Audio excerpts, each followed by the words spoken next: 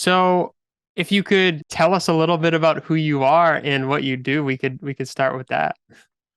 Yeah, so my name's Matt, and a lot of people know me as GhostTrain, and GhostTrain is an audiovisual duo with me and my partner Tim. So I compose the music and have been kind of the face of it for now, and Tim makes the 3D art. And yeah, I mean, I've also collected over 200 music NFTs. And yeah, but like really Ghost Train is about kind of storytelling through music and visuals together. So we kind of want to be storytellers in the metaverse, through music and art. hmm So let me ask you this: where did the idea for Ghost Train actually come from? Because did it just? I mean, I'm just curious. Did it start from you maybe making music, him doing visuals? Like, how did that all kind of come together? And Ghost Train, how was Ghost Train born? You know? Oh yeah, that's a good question. Yeah, so it really started around this time last year, so around October, November 2021. And I had been, yeah, I've composed music my whole life, on and off. A couple of years in my 20s when I wasn't doing it, but for the most part, I'd been pretty consistent. And I'd also worked in the music industry and events in my early 20s. And then before that, I'd been trained in classical piano and violin, and then Tim, he had been training as a 3D artist, and had just kind of started working a couple jobs in that. And we kind of came together because I had never released music by my entire life, like nothing that I composed. I just didn't feel inspired by Web 2, I didn't feel like it was welcoming, and I didn't feel like there was a fit for the kind of music I was doing, which is like sometimes classical, sometimes different electronic, genres. And I just didn't feel like there was a place for me there. And then, I got into, after I'd worked in events for a while, I got into kind of the corporate treadmill, working in marketing and for corporations, and I'd kind of been doing that for a while. And then Tim had been again, working a couple jobs in 3D art, and we just sort of were satisfied with the situation. Really, like it's not. I felt like we both felt like we're leaving our dreams on the table, right? Of And course.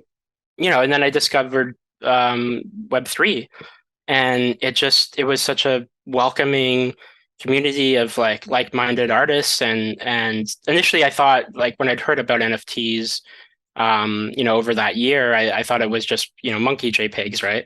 Yeah. And and then I actually listened to, it was a podcast called NFT Origin Story that I listened to, and they had this artist, Too Much Lag, on it. And he was talking about how the he's making all this amazing 3D art in space, and talking about all these drops that artists had done, and I had no idea that that even existed in NFTs. And so I started researching it, kind of brought it to Tim, and then we were just kind of like at this turning point where it's like, hey, let's do this instead. Like, this is what we always wanted to do.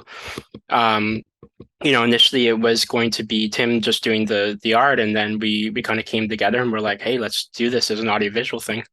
So hmm that's the long and short of the kind of the origin story, actually. That's awesome. And before we kind of move on a little bit, I have to ask, what is the meaning behind Ghost Train? So it's that's funny. It's actually a Final Fantasy reference. Um, so yeah, it's from Final Fantasy 6. There's a level Sweet. with this train full of ghosts, and you kind of meet different ones, and they come into your party, and they have like all these little backstories. And I don't know, it was just kind of a random reference to that, and it sounded cool. And it's a two words, right? Yeah. So um, and it's kind of funny. Maybe people call me Ghost, so maybe Tim's the train. I don't know. Yeah, but right on. but yeah, it was just it was just kind of a reference because Final Fantasy is one of our biggest inspirations, both musically and artistically. So Yeah, and I can definitely tell that there is some influence, like some like adventure. Like when I was looking at your collaboration, I think it was Catalyst, like 1, 2, and 3, I think. I mean, maybe I interpreted it like this, and I obviously everyone interprets art and music in their own way, but like from the first one to the third one, the vibe I got was like, and I could be like completely wrong, so totally correct me, but the vibe I got was like the outside of like the castle and then like the inside of the castle and then like you facing a boss or something, but like maybe I'm just completely off. well, hey, you actually got it completely correct, which is I think there's only been one other or two other people figured that out. So congrats. Really? That's funny. Yeah, that is kind of that was the concept. That there's a lot of other obviously meanings to it, but that was the we want to tell a story, and that's kind of the base of the story. Yeah. So Right you on. called you called it. That's awesome. Because I while I wasn't very big into Final Fantasy, I think I had it on my PlayStation and my brother was more into it, but I was into I mean, this is a little bit different from Final Fantasy, but I was back in the day and I still from time to time will log into did you ever play RuneScape? No, I never played RuneScape. I think Tim did though. But Yeah, yeah, I know.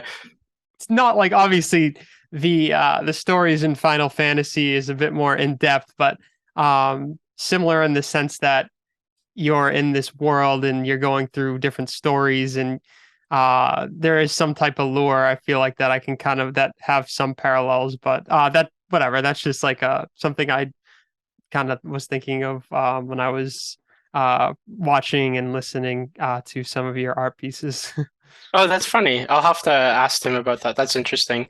Yeah. Um, yeah, and I mean, obviously that's the reference for the name, and the composers and the artists are a huge inspiration for us, but obviously it's not the only influence. So like we're inspired by anime and a variety of different games, 3D artists, music videos. So it definitely, I would say that generally probably more drawn to the kind of darker side of art without but depending on what the meaning we want to kind of present is, right? hmm Yeah, and I feel like I don't know. I think you might know this as well, or maybe you have similar feelings, but I feel like Web3 and gaming can really come together and be something really unique, especially when it comes to in-game items. I'm curious to know where you see the potential for Web3 and video games, and what are some of the thoughts that are going through your head when you're thinking about how blockchain and Web3 and NFTs can be integrated into video games? Oh, I love that question. It's I'm very, very bullish on Web3 gaming in general. I think it's the future in a lot of ways. Because like, and it's kind of, you have to look at it, I think, in a 5 year or 10 year kind of view. Um, like right now, everybody's on Twitter, right? Yeah. The metaverses are, mostly art galleries, concert venues, like spatial and meta galleries like on Cyber, and some early entries like Decentraland and Voxels.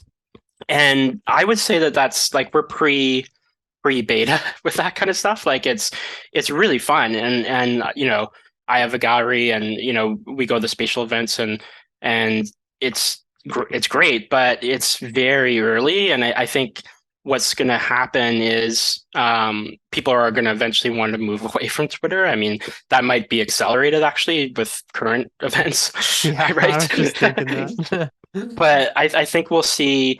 some over the next couple of years, some really high fidelity entries to Web3 games that raise the graphics, raise the social tools, raise the different things that you can do in the world, and I think that will become the main way actually that people consume NFT art and even purchase it, and also where they hop in and are most social.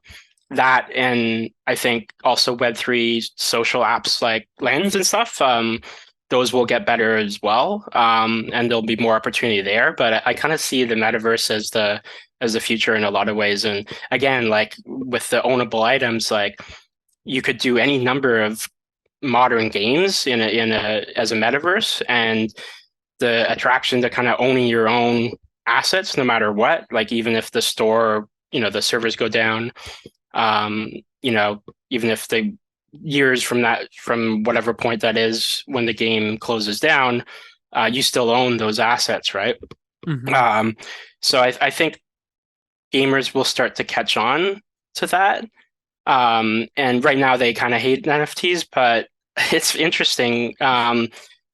A lot of gamers hang out on Reddit, which is starting to become more positive to NFTs through the avatars that they did. So there's like little baby steps that are happening too to create adoption, I think. So Yeah, and yeah, I'm very, very bullish on Web3 gaming.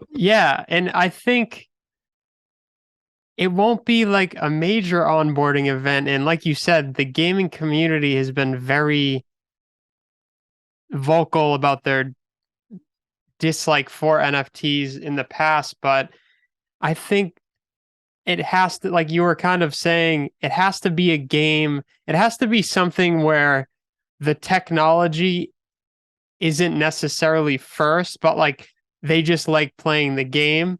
And then all of a sudden, next thing you know, they're trading in-game items and they don't even know maybe they do, maybe they don't, but they don't even know that they're interacting with NFTs and Web3 tech and stuff like that. Because I feel like a lot of people aren't crazy about, oh, NFTs, but if you're like, oh, it's like a sword in a game and I own it and I can trade it, and like that's like gonna be easier for someone to comprehend and like than being like, oh, like NFT picture of a JPEG or whatever it is, you know what I mean?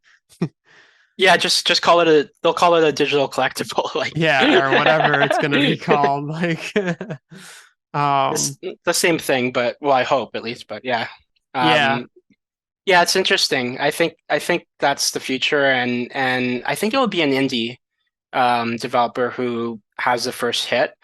I think it'll be like a like a kind of Stardew Valley or Among Us situation. And those were two Hmm. games where they were developed by an indie, and they were just very kind of undeniably addictive. And I really feel like it's going to be an indie because a lot of the larger great game companies, like you already see it with Ubisoft and some other early kind of you know um, acknowledgments that they're going to get into NFTs, and they just kind of totally screwed up the rollout of that, Hmm. and that created a lot of the hate actually. And they just aren't doing their research and like really like engaging with the space. So I have high hopes for the people who are actually building and in the community. So, do you think that the game has to drive the tech or vice versa? You know what I mean? Can you elaborate on that? Do you think that the game has to drive the tech? So, meaning, is it the game first and then the tech, or is it the tech first and then the game? You know what I mean? Because it's like, if I just like playing, I don't know, Call of Duty, I wouldn't play Call of Duty because I can do stuff with, I don't know, ownable, digital collectible items. I would play Call of Duty because I like Call of Duty. You know what I mean? So Oh, I see what you're saying. Yeah, yeah, like I where feel like the adoption. game Yeah. has to be fun and like you want to play the game versus like, oh, I'm playing the game because I can earn passive income or whatever. Well, that is cool. Like, but like I feel like in general, people are gonna want to play something because it's really, really fun to play. And then maybe the tech is just a part of it that enhances the whole experience. But you know what I mean? I don't know. I guess I'm imposing my opinion now. No, no, I completely, I actually completely agree. I think it's going to be something that's really like undeniable and and unique, and uses Web3 technology in a really innovative way that kind of draws people in. Like, I'm thinking like 5 years from now when people are used to it a little bit more, like it might not have caught on as much as kind of mass adoption, but people have heard it, they know what it is, there's less kind of negative opinions about it. And then something comes along which uses a variety of Web3 kind of integrations and game mechanics that just creates something so hype and crazy that everybody wants to get into it. I think it is going to be the game first, in my opinion. Hmm. Yeah, I don't know. It's an interesting kind of concept because we've seen, oh, of course, we've seen some games already starting to use this technology, starting to have some type of integration, but mm, a lot of them haven't been obviously massive hits or anything. So it's you think, well, why? And so I don't know. It's just kind of a something that was on my that just kind of popped into my head just now. Yeah, no, uh, it's interesting. I agree. Like those early entries, like are very kind of base level, and very much focused on like social stuff. mm, So like Decentraland, it's you go to the events, there's things to do, but it's very social focused. Like there's not a lot of like story necessarily, right? right. Um and yeah, a lot of the other games are like that. They're very social driven. And I kind of think that it might be something that's a little different from that has a lot of social elements to it, but is building a really unique world. And actually, we're big on this. We've already kind of engaged in the space in two ways there. So our first collector was actually a DAO that's building a Web3 game, Taurus DAO, with Labyrinth Unreal. They're building this kind of surreal, dark puzzle game in the metaverse that's supported by a DAO of artists. So that was something that's a community I'm really involved in, and has been a big supporter of us. And then another thing, one of our releases in September, GhostTrain is going to be in a metaverse RPG game called Aurelia. So that's in development, and again, like I'm a big fan of Laura Rafney that's developing it, and Oh she's yeah. been working on it for years now, and I think it's going to be one of those really special moments in Web3 gaming, and yeah, you'll be able to, if you collect Ghost Dragon, you'll be able to play it as an in-game item.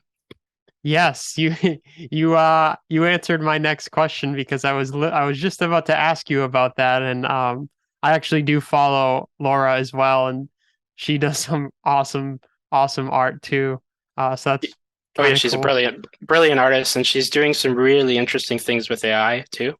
Yes, yeah, I see her quite frequently. She's posting a lot of her AI art, which is I'm not quite sure what she's using for the AI, but yeah, it is really cool stuff. Yeah, if you So have show notes, I believe her pin post talks about it, like her process. oh sweet, I definitely gotta check that out. um, so for this for Ghost Dragon, it will be a token in the game that you'll be able to interact with? Like how are the is everything figured out with that yet, or is it still like as the game is coming into development, there's going to be more on how that will exactly work? I'm just curious. Yeah, so definitely the latter. So it's a commitment to the collectors that's going to be usable in the future in the game.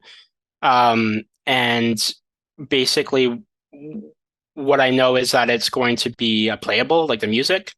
And I believe you'll be able to use it like put it on a wall of like a apartment or something that you own.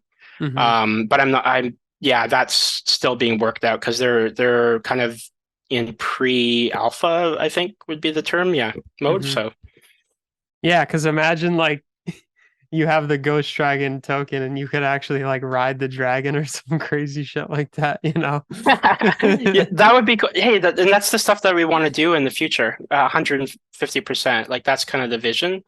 But yeah, I think for this is more it'll be more kind of like a playable item Yeah, that yeah, you own as an NFT in the game.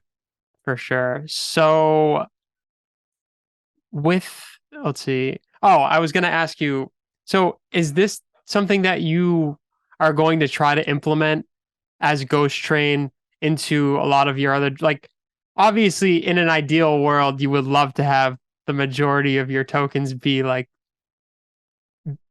having being able to have them interact in some other type of virtual world would be ideal for you, or is that something that when it comes you'll take the opportunity, or like you're pushing for your stuff to eventually most of it be in some type of virtual world? Or I'm just curious to know where you're at with that.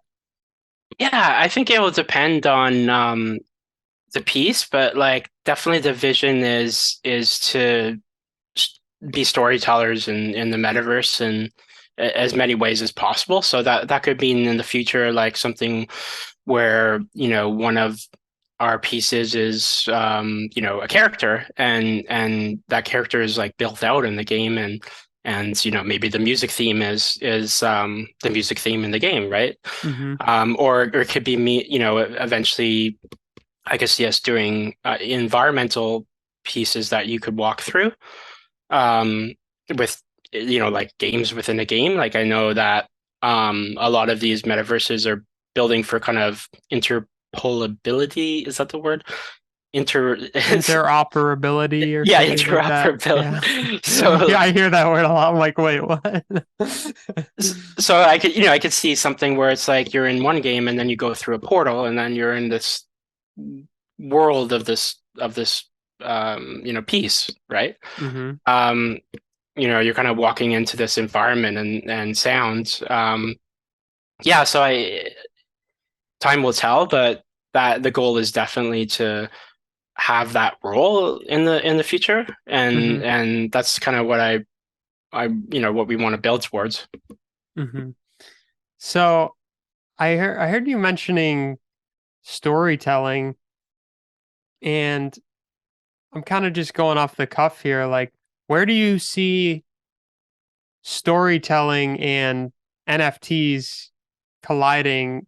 Is storytelling just second nature to everything? Or I'm curious to know because you yourself are a storyteller. So I'm like, what are your thoughts on how you want to tell stories through NFTs? Yeah, so I think the Catalyst is a good example where that was our genesis, right? Last year started last year, and Catalyst 3 came out in May this year, and that again, like we were kind of talking about it, and that was like a story from beginning to end, like kind of a journey, right? With Hmm. with music and art. So, and then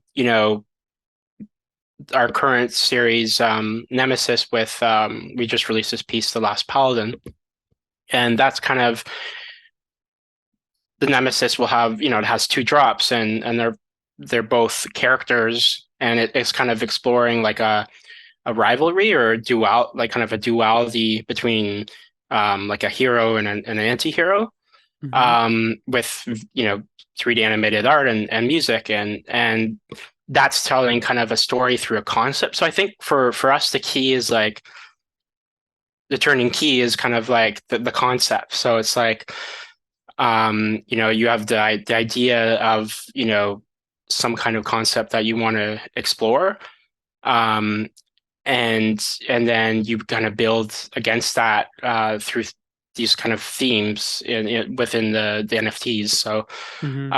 and another thing about that is also the music kind of mirrors each other. The second piece is not out, but when you listen to it from even from a composition standpoint, it's a very similar piece with a slightly different melody, different key, and different tone and feeling. Um, and that's also going to be reflected in the art. So, and that's kind of also the duality, like it's exploring that concept of duality further. So, yeah, I think for us, it's really the concept. It's like what, and that could be the vehicle is the art form. So the vehicle for us is art and music. But in the future, as there's more tools and kind of mediums of expression, like game environments and such like that, that can be you can expand from there, right? There you can do a Hmm. lot of things. So I kind of look at it as right now it's we're releasing NFTs with utilities and they're in a theme or they're telling a standalone story like with Ghost Dragon. Hmm. And that's how the vehicle is really that the visuals and the music together. And that kind of provides like a texture, an environment, a feeling like it's almost it's like four dimensional in a way that way. Hmm. Yeah. So I think it is. I mean, obviously, we've maybe been here, you know, indulging into these concepts for maybe a year or so, but it still amazes me the fact that like I could or you could have digital ownership over a little like a bit and piece of a story that someone is trying to tell or that someone's telling, and it's you can hold that in your wallet, and in your case you can display it in your spatial and which I was going through earlier. Super cool. Did Tim design that, or how did what made you want to kind of create that little world to explore all your collection? Oh yeah, the on Cyber Gallery. Yeah, we so we're using the template now, but I do want to upgrade it at some Hmm. point. But yeah, I just again like I love virtual art galleries and I love exploring them and we both thought it was such like a really cool idea when we started looking at it. And then I was also thinking like how can I display my pieces I collected and pieces we created in a way that's just like not looking through someone's OpenSea profile, right? Right. So I saw other people doing this, and I was like, oh, we absolutely have to. And it's actually funny. I heard today it's in this big. It's been added to this big kind of connected world of galleries in on Cyber. This community is called Walled Amps, and they just have they have like 400 galleries in this building connected together. Which I'll add that to my link tree at some point. But yeah, I thought that was pretty cool because there's more ways to find it, and people are building kind of this interconnected world of art galleries where people can just you know explore for hours. I thought that was pretty interesting too. Yeah, that's pretty rad. So like it's almost like from what you're telling me, it sounds like it's some type of world where everyone has their gallery and you can mingle upon the world and look at what everyone is displaying in their gallery that they probably also collect as well. Yeah, exactly. Let me just you can cut this part out Yeah, for sure. while I look at this because I want to explain it a little better. For sure. Um, yes, so it's part of Punk 6529, who's an OG in the art space and huge collector. He's built this huge world called OM 100M. Hmm. And it's basically he's worked with all these like kind of leaders in the art and project space to give them their own kind of buildings in this huge world, and each of these buildings has people from their communities art galleries in it. So the one that we're in is for my friend Wald Alps, and she's like a photographer, a pretty well-known photographer in NFTs, and Hmm. and like you can walk through this big, huge building, and there's over 400 gallery portals, and then you can enter any one of them and come in and out to the main kind of concourse area, and you can even go across the street to another one of those buildings from another kind of leader in the space. Yeah, and that's pretty cool because it's like you could theoretically spend like days in there probably just looking at different art pieces. And so anyway, I like that those kind of things are happening, and that's another kind of like baby step in kind of building out the metaverse in a way. Yeah, definitely. And I think it is really cool to go inside of someone else's gallery, especially someone who like I was in an art gallery, like I had some pieces showcased at the VE Center. I don't know if you heard of the VE Center, but they do something in the light of they have like 100 artists and they have a spring show, they have a summer show, and they have all these pieces displayed, and it really gives someone like me or you the opportunity to go in and discover new artists because while Twitter is great, it's sometimes hard to you start following all these people and your timeline gets a little hectic and I try to do lists now. So I don't know. I guess what I'm trying to say is I like these galleries for discovery. You know what I mean? Yeah, totally. And it's a different experience, right? Because it's like on Twitter, if it's a music NFT, you know, usually a lot of the times, it's a picture and a link, or they upload a video version of it, but it's maybe just a clip. And usually, oftentimes I'll discover artists through that and click them and collect them and stuff, but you don't listen to everything. Whereas like when you're walking through a gallery, and the same goes for art, like things just sort of flash by on your timeline. Like you said, it gets so busy. But when you're in a gallery, like it's almost like a real life gallery where you're there and you're in the tab, and you're it's more exploratory. Like you want to listen and see everything. Um, Yeah, it, so I think it's a great way for discovery. definitely. And you really have to, as we were kind of touching back on the Twitter subject, you could have the most, and this comes down to, I mean, you can only, I blame myself for my timeline being a mess, but it's like you have the most beautiful piece of art, and then you have, some crazy political statement, which again, I blame myself, but it's also like, I don't want to see the most beautiful piece of art and then like some rant about, I don't know, God knows what, you know what I mean? I hear you. Yeah, it's a different like context matters that way, I think too. Yeah, Yeah.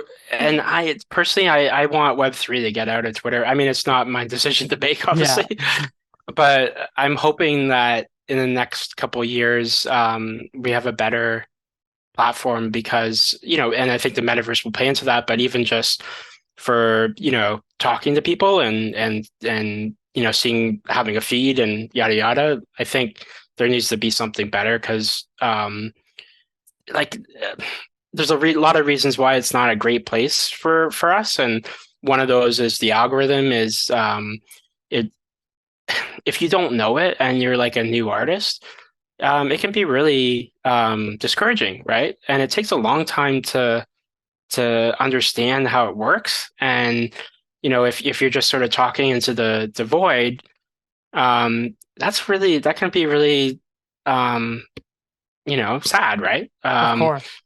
And I hear about this from new artists all the time. So I think the algorithm is a problem, and I think also just the fact that everything's kind of short form. Like I notice, like if I like kind of sharing my views and like talking and giving hot takes and kind of debating and in a like a normal way, but like Right. that's but you can't really do that as much on Twitter other than in Spaces because Right. you have a character limit, right? So it's kind of reduced to this short form, views on things, which don't, it doesn't have a lot of explanation behind it, and sometimes things get misconstrued too. So, which I've seen in action too. Like someone thought I'd insulted them, but I was just like stating my opinion, right? Yeah. But if I had a little bit more room to like, back that up, it would have been probably a little better. But anyway, Right. that's Or like you had a thread and they just didn't catch like the five other pieces of that thread. And you're like, dude, read the thread. yeah, yeah, exactly. I hope there's something better because and another thing else also too, like just on the new artist thing, it favors extroverts too, just by the nature of it. Like it's like you gotta be to keep the algorithm going. You gotta post at least once a day.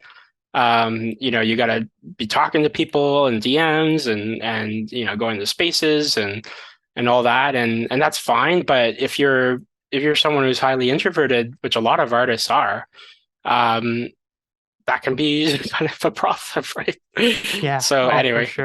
that's why I think there definitely needs to be something better. Yeah. No, there definitely will be, I feel like, and it's just a matter of time before something, or maybe it's in development, but as we were kind of mentioning before, it has to do with the consensus as well as the whatever the community at large, because I feel like a majority of people would have to put their foot down and say, "Hey, we're going to use this because it's better because this, and that." There has to be there has to be another option first, and then there has to be like a consensus as to whether or not this option is viable for what we need it for. Oh, totally. And I kind of think that like for the social side, like not talking about gaming right now, but for the social side, it's going to be kind of gradual that way. Like like if you go on the lens right now, you'll recognize a lot of faces from the community, but they're still so early in what they're building, and they have a lot of work to do.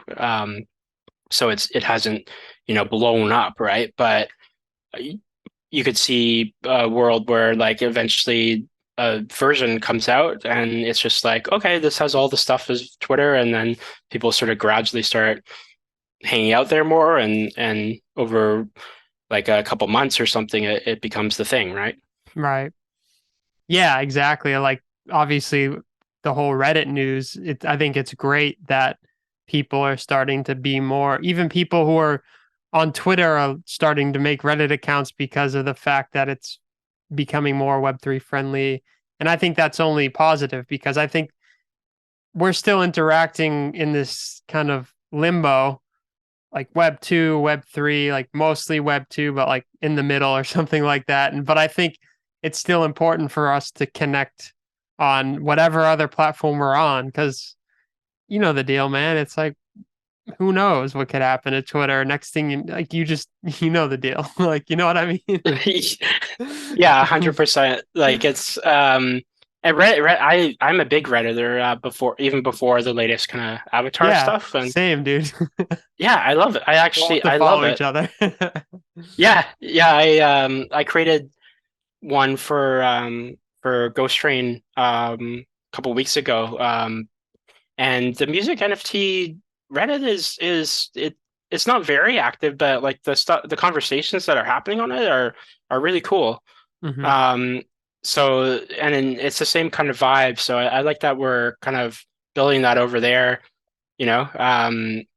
And yeah, I'm also seeing like it's funny, a lot of the people who bought Reddit avatars and made money, they're like really big believers in NFTs now.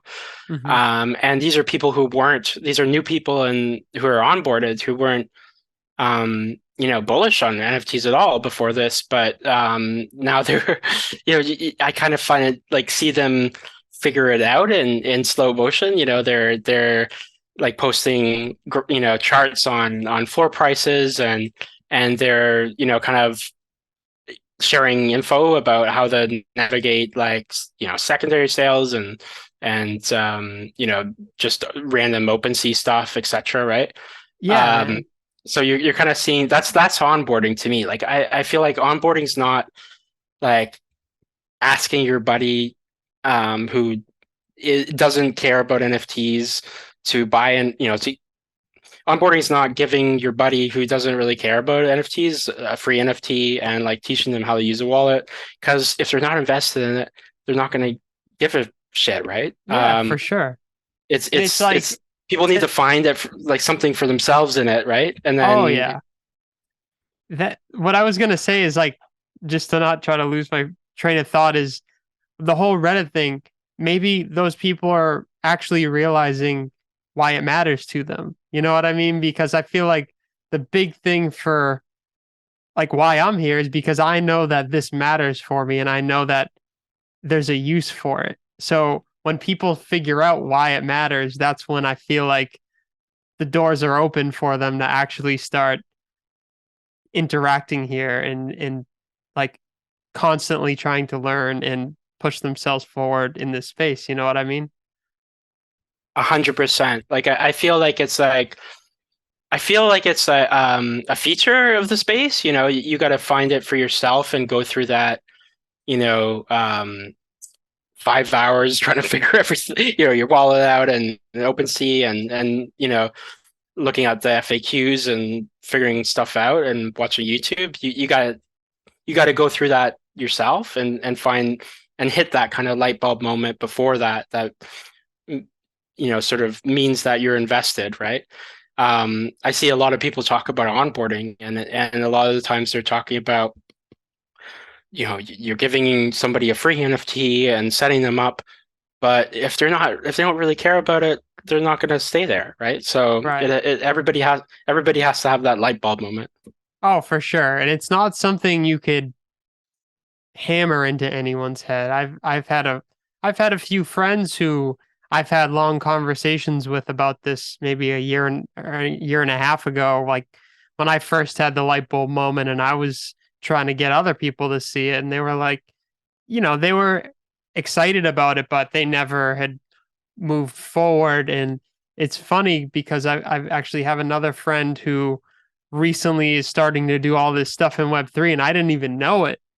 And all of a sudden he's doing all this cool shit. And I'm like, dude, that's awesome. Like, keep doing your thing, man. And like, I had no idea. So it's like awesome when you do see friends who you talked with about it that weren't interested, but now they had their moment where they're like, yo, this shit matters. You know what I mean? And it's like, fuck yeah, man.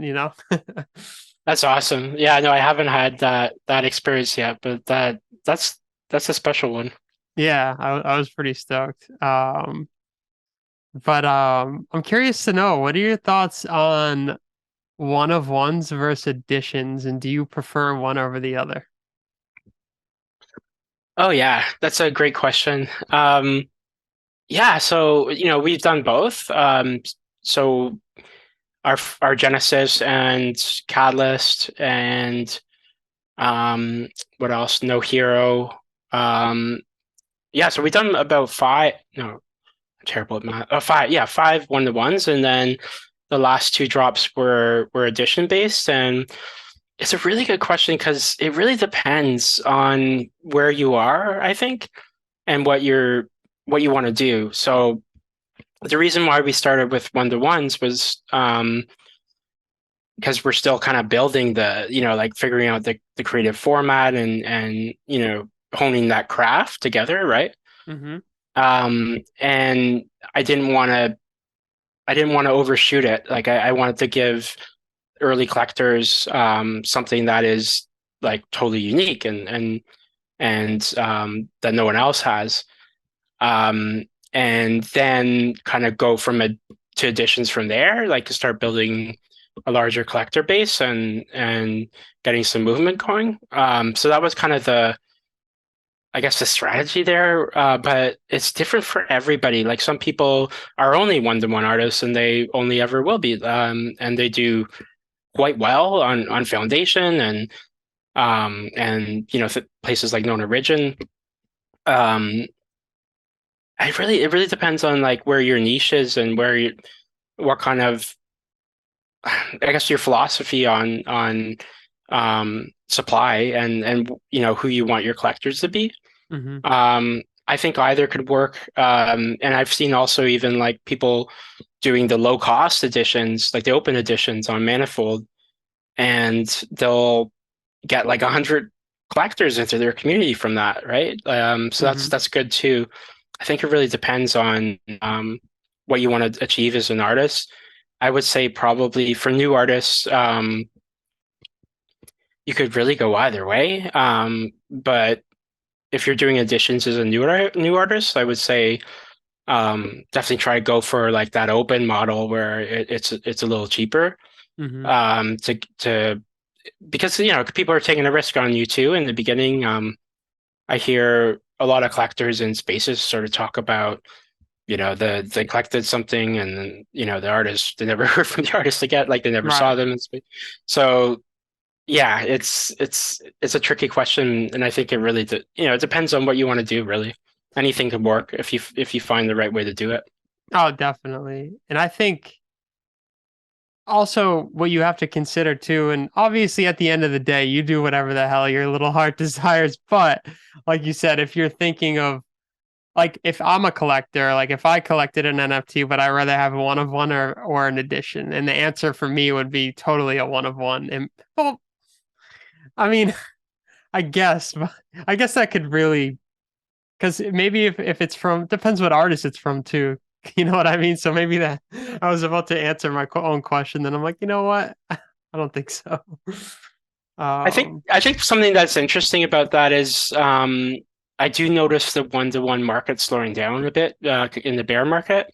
mhm, So that's a good consideration too. Like I noticed that people are more ETH strapped nowadays, and usually with a one-to-one, it's going to be at least zero point 0.1, right? Most of the time. mhm, Um, so and not a lot of people are able to kind of afford that in one right. transaction, but again, like a lot of people are too. So Yeah, it it's really tough to depends on say. how you do it. Yeah.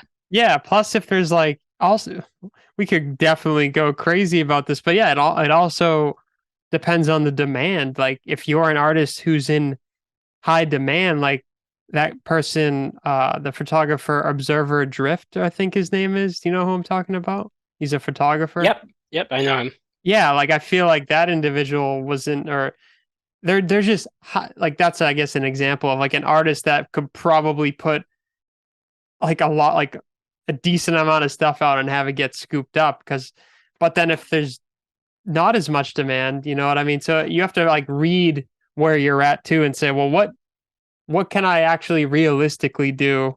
And then also something you think about too is like, well, how do you drive demand as an artist? So I'm curious to know, how do you drive demand as an artist?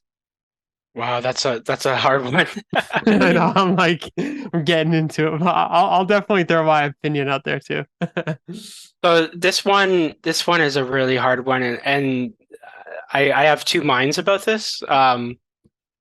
So the reality is, the demand is driven by the artist, and like they're who they are as a brand.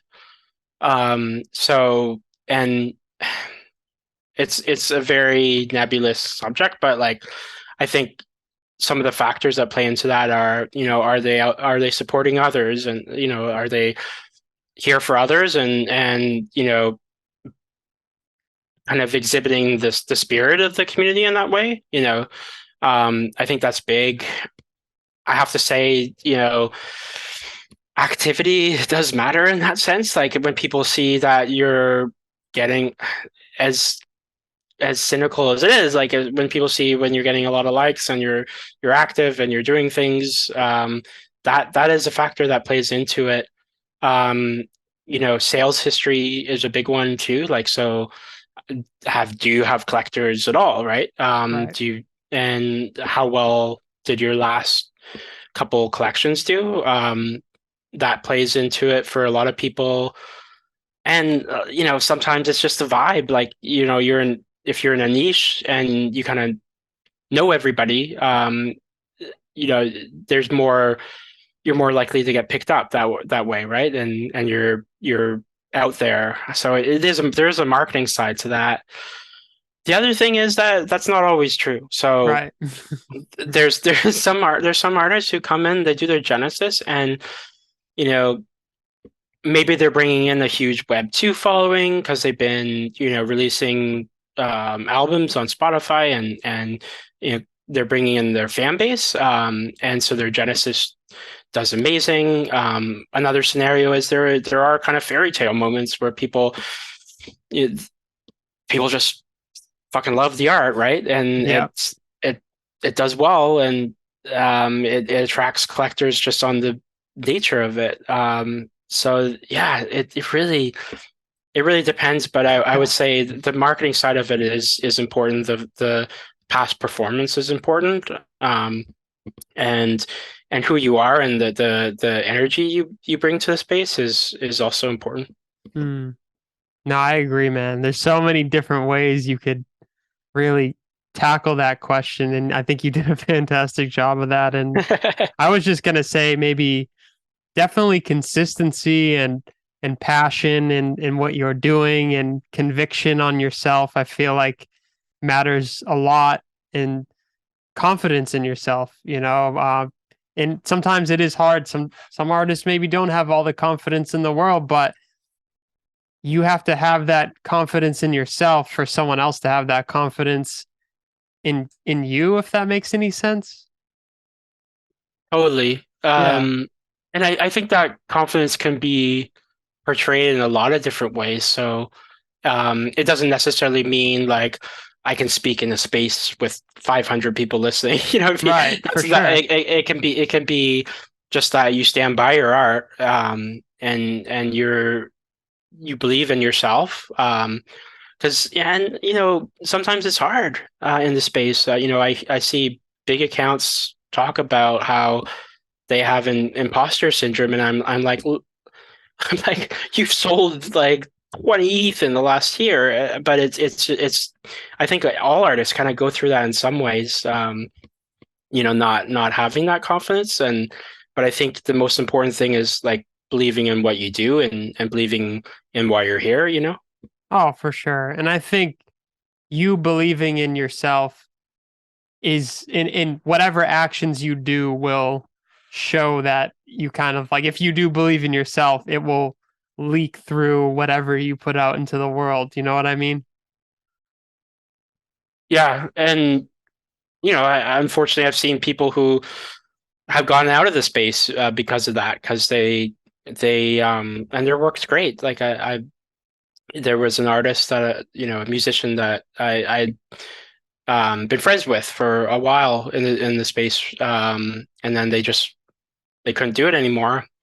And yeah, I mean that was unfortunate because they had some pretty good stuff, right? But that happens. So the most important thing is to stand by what you do, I think, and keep no matter what, keep some presence here, right? If Yeah.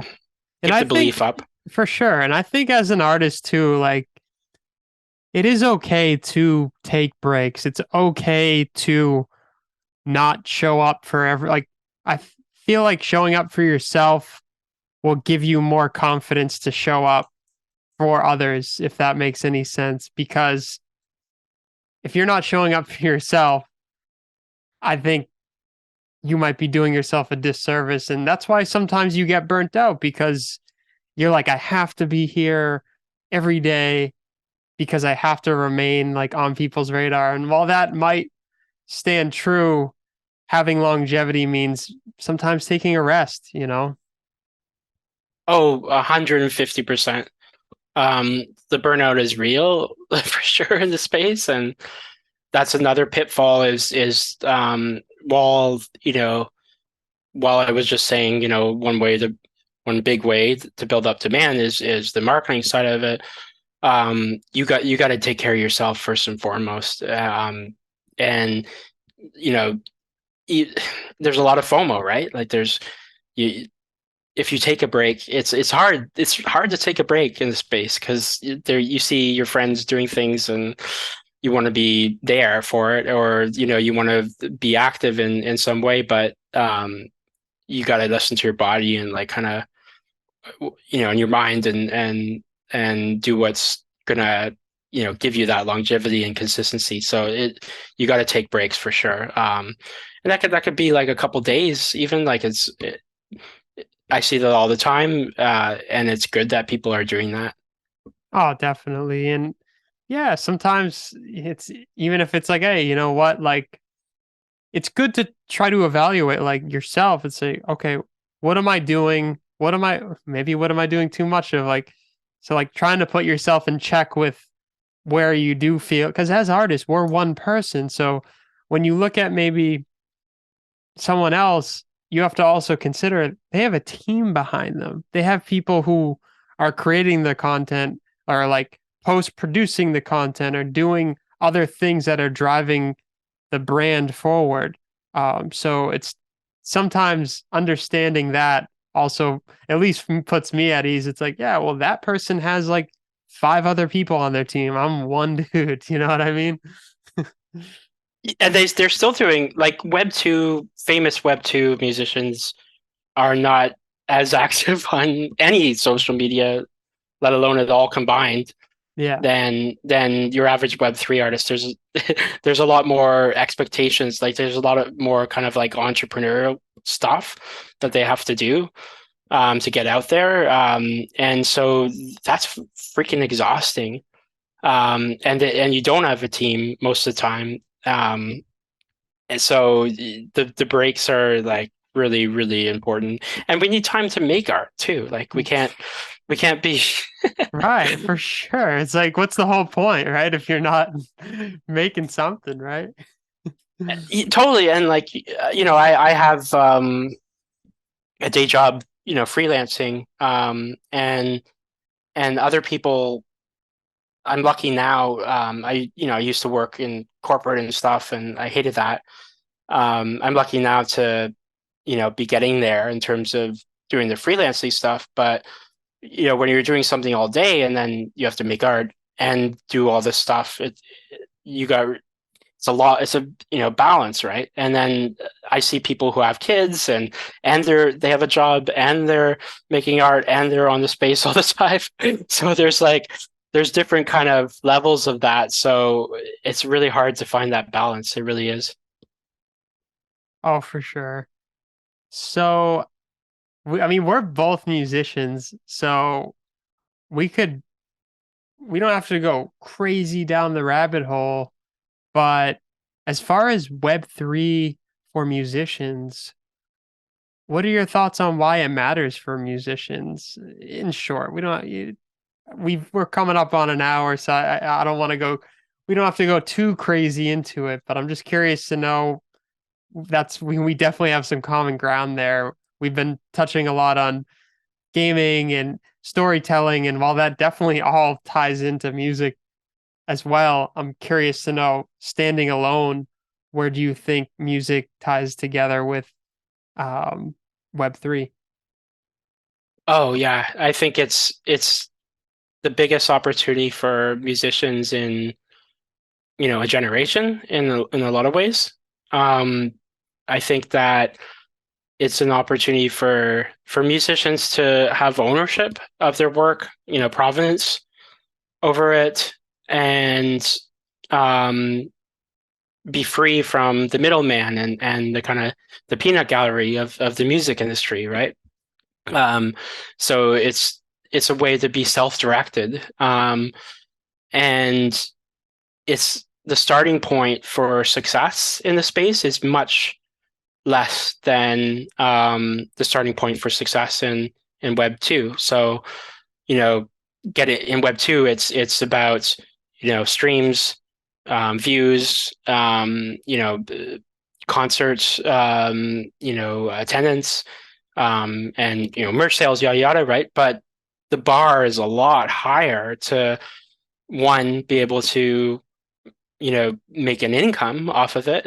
It's very difficult, and also what that looks like in terms of streams is in the millions, and concerts it's touring all the freaking time, whereas Web3, I'm a big believer in it doesn't necessarily have to be 100 collectors, but there's the theory of you need 100 collectors to have that base where whatever you do, it's going to get sales. That's kind of your community is that base. So the theory is if you have 100 collectors, you'll be able to be successful in the Web3 space. And I don't know if it's 100 collectors, maybe 100 engaged collectors, but Right.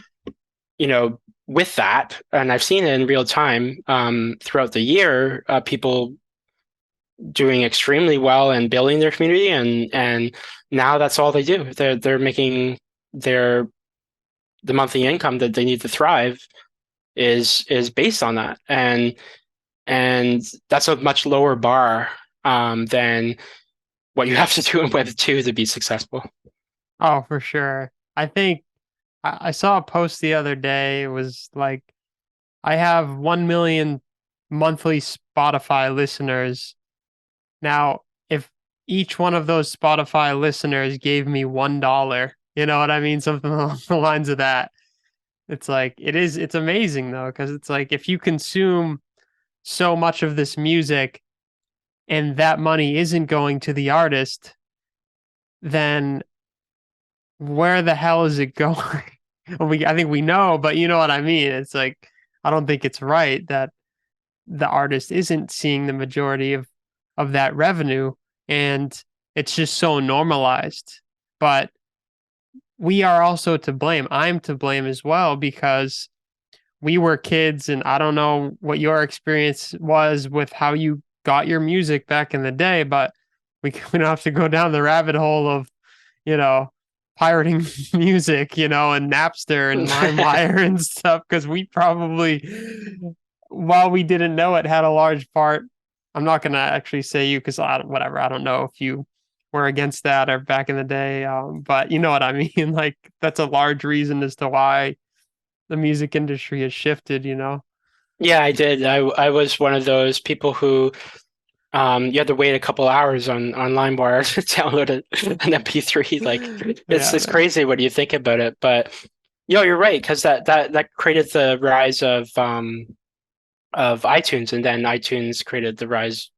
I mean that and LimeWire created the rise of Spotify, and there's been like kind of a devaluing of music over the years, Right. and It's like, yeah, man, it's what. free. What do you mean? Music's like, it's like, nah, dude, you just go on LimeWire and you just get it for free. Like, that's like that. Unfortunately, we were so young. Like, I'm assuming we're probably around the same age. Like, I'm in my late 20s. Um, Yeah, I'm 35, so same right same on. kind of era. Yeah. Yeah, yeah. So it's like, yeah, you just download LimeWire and you can get any song you want. And it's like, yeah, that's not going to have any impact on, the record. But it's like we were so young, right? How are we supposed to know that? Yeah, and I mean, like, how are we supposed to know the implications? Like, I would still, and also, like, I remember back then, it was about, you still buy the album a lot of the times because you want to have it to, Oh, for sure. you know, um, or or the MP3 or whatever. But back then, it was who would have known that it would kind of create that chain of events that would lead for music to go to zero. And it's funny, I think that's kind of something that we have to change the mentality behind because when I see people talk about music NFTs on Reddit and they're like a hater, they're it's always like why couldn't I just listen to it on Spotify or why can't I download it? And then I see that from degens and stuff in the NFT space, and with them it's more hypocritical because it's like you're using the same argument of it's just a JPEG. Why don't I just right click save as, right? Right. But they're that's not how they think of music. So I think that's something that needs to change. And I think music NFTs are changing that. It's like we're treating music as fine art in a way. And there's the supporting factor, there's the ownership factor in the sense that even if it's an addition, you're the only owner of that. And um, I think the ownership is important, the historical factor too of collecting something like it's like kind of record collecting again. Like you have the rare I don't know, Nirvana demo Yeah. or something like that. Like I think the value that it's giving collectors who are collecting right now in a couple of years, you'll be able to say, I have Jaden Violet's Genesis or something, right? Like Oh it's yeah. and there's only 10 of those, for Right. instance. So those kind of it's bringing us back a little bit to that kind of era where the what's the word for it?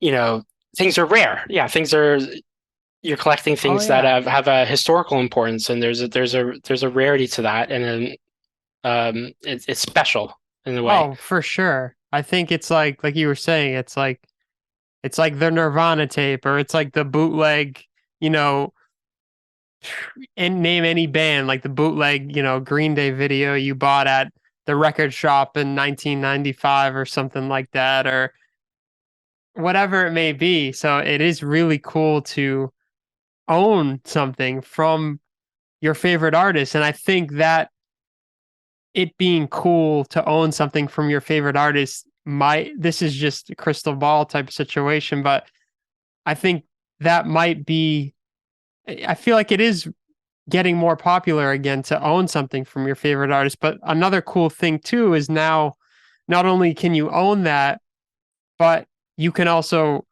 get experiences out of it. So you put out your Genesis and you have a little bit more popularity now, and you want to do something for those people who supported you, and you give them whatever experience you want to give them because they own that NFT. And that's where I feel like you can do a lot of really cool things. I mean, imagine if Nirvana could support some of their first supporters, or like you give an experience to some of their first supporters, but they never knew who they were. But with this technology, you can more, 9 times out of 10 at least have the wallet address. And if it's connected to someone who's active, you can do something for them.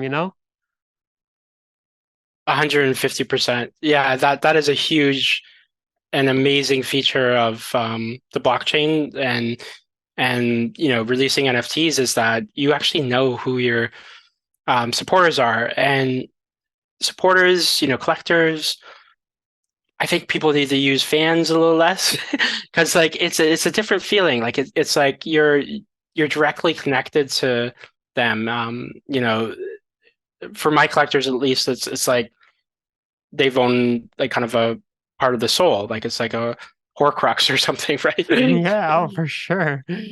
So there's something unique and special about that's not in the kind of Web 2 fandom ways, but that'll change. And there are fans, of course, in Web 2, Web 3, and you can be a fan and a collector. But I mean, what the term is the fans are more disconnected and they sometimes, you know, drop at the dime if an artist does something they don't like, or and sometimes they fall out very quickly, whereas I find just from being a collector in the space for a year, I haven't dropped out of any art. I'm highly engaged to what everyone's doing that I collected, and I want them to succeed, you know because I like them and because I like their work, and because they're cool, and but also you kind of invested in that too. There's a different kind of feeling of buy-in, I think. Hmm. Yeah. So yeah, that was a fun little segment to kind of both of us tangent on, but I definitely want to wind it down a little bit. And I have a few ending questions that I would like to ask you. Um, Sounds good. for, We'll do it as a fire round. yeah, yeah, I'll for try to sure. be short. Yeah, yeah, yeah, no worries. I mean, it's all good. So I'm gonna ask the question. I probably already know the answer, but if you could have any one game that could be completely Web3 integrated, what would it be? Oh man. Um, Honestly, Fortnite would be pretty damn cool. Because they basically are a metaverse. They're just not Web3 enabled. Yeah. And then the other one would probably be Final Fantasy 14, I'd say. Yeah, I was thinking, I'm like, he's totally gonna say Final Fantasy. Okay, so what is some advice that you have for people getting started in Web3? A lot of things. As an artist, I would say, focus on people that you genuinely vibe with. So, find your tribe. Find the people that you genuinely like to talk to. You genuinely like what they post. You like what they're doing. Um, don't force connections. If you don't vibe with someone, then don't do it because it will come across ingenuine. And then another one I would say is, try and do as much research as you possibly can. Look at what other people are doing in the space, observe, and then build and then release. Um, I would say push yourself like creatively in the community, or push yourself in the community and also creatively. So, you know, look at what you really want to do in the space and how you can add value in a variety of ways, like whether that be supporting other people through, collecting or even just attending their space, retweeting them. The support can come in a lot of ways, but I think that is the vibe and it's important to do that. And then, pushing yourself creatively, like think about how what you're doing could be done in a different way using Web3. And that could be, utilities, like being a part of the metaverse, finding a different way to kind of, have your art out there. And then I would say, and one example would be in terms of pushing yourself in the community, like I hated spaces for the longest time. It took being in the space for a year. It took me a while to get comfortable with that, but now I have a weekly. I'm doing this. I'm doing other spaces and talking spaces. So it comes over time, and there's still some that I just when the room's too big or something, like I just don't want to do it. It does make me nervous, but that's kind of part of the journey, right? Like you start talking in small spaces, and then you kind of go on to larger ones, and then you do your own, and then eventually you'll be fine in any space. So kind of push yourself to do those kind of things. And I would say focus the most time on your craft and developing yourself creatively. And yeah, say yes to opportunities. So like when something falls in your lap, like as long as it's not a scam, like be careful of people in your inbox giving you links and stuff. But say yes to people that you trust with anything. Hell yeah, man. I dig it. I dig it. So tell me, what's the future for Ghost Train? Well, we just released The Last Paladin, which is part one of the Nemesis series. The series I was talking about, that's really focused on a duality between two characters. So Last Paladin just came out. As of recording date, there's 4 editions left. So that's still on the radar, still on the menu. And then in a couple weeks, we're releasing part two of that. And I should mention that this is a collab with Nifty Music.